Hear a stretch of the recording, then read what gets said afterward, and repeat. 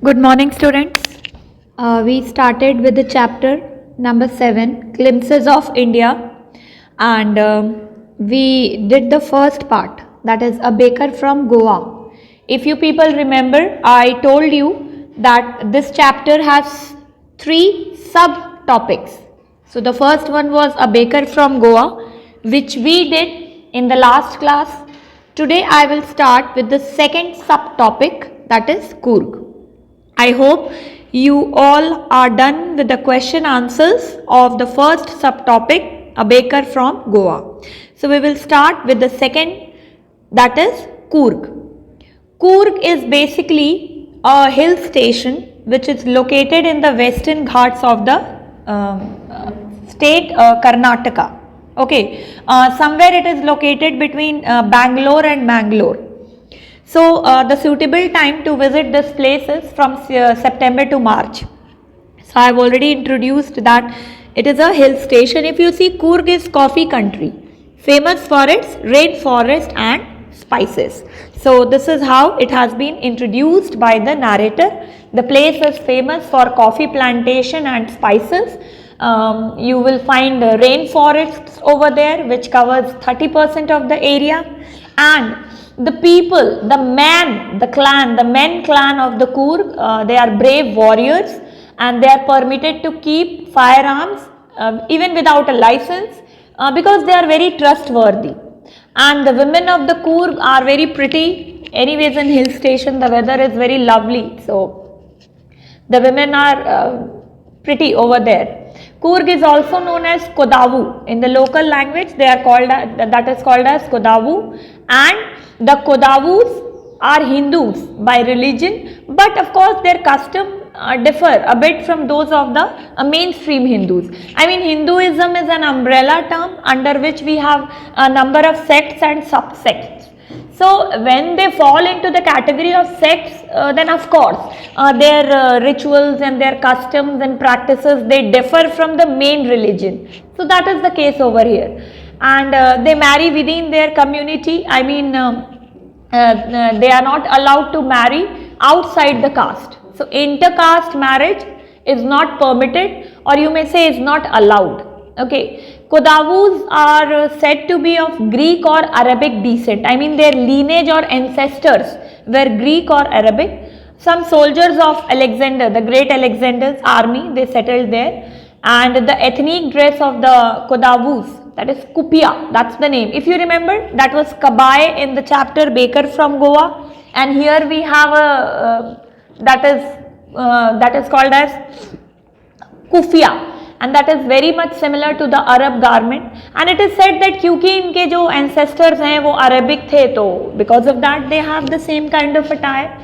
The river Kaveri, you would have studied about in geography, that originates from Coorg, and the fish named Mahasir is found in the river. Many animals and birds like kingfisher, langur, squirrels and elephants, that can be spotted along the river. And tourists, they relax in the soothing atmosphere, and they also enjoy adventure sports like river rafting, mountain biking, rock climbing and trekking. I hope you all are acquainted with these terms. Okay, these are the adventure sports, and you people are also very adventurous. So maybe you people have not experienced all this, but you would have heard about it, and fortunately number of you would have also experienced. So while trekking on the natural mountain ranges, they can see many animals like Malabar squirrel and slender lories that can be spotted on the trees. And the major tourist attraction are Brahmagiri Hills, Nisargdham Island and Bailakup Tibetan settlements. So a major tourist spot, and it gives visitors a feel of the diversity that we always talk about India, that India is a very diverse country. So people, they experience that diverse culture in this chapter. I hope I am very clear with the introduction. So now I will start with the lesson. So the lesson starts, if you see, midway between Mysore and the coastal town of Mangalore sits a piece of heaven. This piece of heaven is Coorg, that must have that must have drifted from the kingdom of God. So straight away, just like very heavenly abode of God, this city or this place has straight away come down from heaven, and this land of rolling hills is inhabited by a proud race of martial men, beautiful women and wild creatures. So Coorg is a place so beautiful that it seems like a piece of heaven has fallen down from the God's kingdom and it has settled somewhere on the earth. And where is it situated? It is situated somewhere between Mysore and Bangalore, that is between Bangalore and Bangalore. And it is an area with low hills of unequal height. Men here are brave warriors and the women are very pretty, and the place has variety of animals too. Then we move on to the next part. Coorg or Kodagu, the smallest district of Karnataka, is home to evergreen rainforest, spices and coffee plantations. Evergreen rainforests cover 30% of this district. During the monsoons, it pours enough to keep many visitors away. The season of joy commences from September and continues till March. The weather is perfect, with some showers thrown in for good measure. The air breathes of invigorating coffee. Coffee estates and colonial bungalows stand tucked under tree canopies in prime corners. So you can see the language is very lucid. I mean, it is not very difficult to understand. Some words are ornamental, but the meanings, if you see, are given over here. So we will start from here to here and I'll explain you. See, I have already told you that Coorg is also known as Kodagu, and it is one of the smallest districts of Karnataka. 30% of the area of Coorg is covered with evergreen rainforest, and Coorg receives rain for most part of the year. Especially during the monsoon season, it is heavy rainfall. And the period to visit this place is from September to March. I mean, I don't intend to say that you cannot visit this place after March or prior to September, but the ideal time would be from September to March. And the weather is pleasant and there is some rain, which makes it worthwhile. The air is filled with invigorating is something that captivates you or enchants you. The air is filled with the strong fragrance of coffee. Why? Because I already told you in the beginning of the chapter that Coorg is a coffee country. So because of the abundant coffee plantation, you can smell the strong fragrance of coffee. The fiercely independent people of Coorg are possibly of Greek or Arabic descent.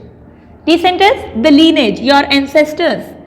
As one story goes, a part of Alexander's army moved south along the coast and settled here when return became impractical. These people married amongst the locals and their culture is apparent. Apparent is something that is visible. In the martial traditions, marriage and religious rites, which are distinct from the Hindu mainstream. The theory of Arab origin draws support from the long black coat with an embroidered waist belt worn by the Kodagus known as Kufia. It resembles Kufia worn by the Arabs and the Kurds. Okay, so we'll be doing from here till here. Okay, so just listen to the explanation carefully. The people of Coorg, they are believed to be of Greek or Arabic background and they are generally ferocious. Ferocious means warrior clan जो होते हैं वो थोड़े ferocious होते हैं. I mean they are very quick to react or retaliate. Brave होते हैं, gallant होते हैं, मतलब chivalrous होते हैं ये लोग. And this theory came into because of their dress style. वो लोग जैसे कपड़े पहनते हैं. They are generally seen wearing long and black coat with an embroidered waist belt, which is known as Kufia. And Kufia is very similar to the attire worn by Arabs and Kurds, जिसे वो लोग Kufia बोलते थे. And it is also rumored, मतलब we cannot say that it is true or not. There is a rumor that some people of Alexander's army could not return to their homeland and therefore they settled here in Coorg while they were returning from the south. So the people of Coorg, they marry each other. I already told you intercaste marriages not allowed, and their cultures as well as rituals are very different from the ones followed by Hindus. So I hope I am clear up till here. I'll explain you the remaining part in the next chapter. Thank you, students.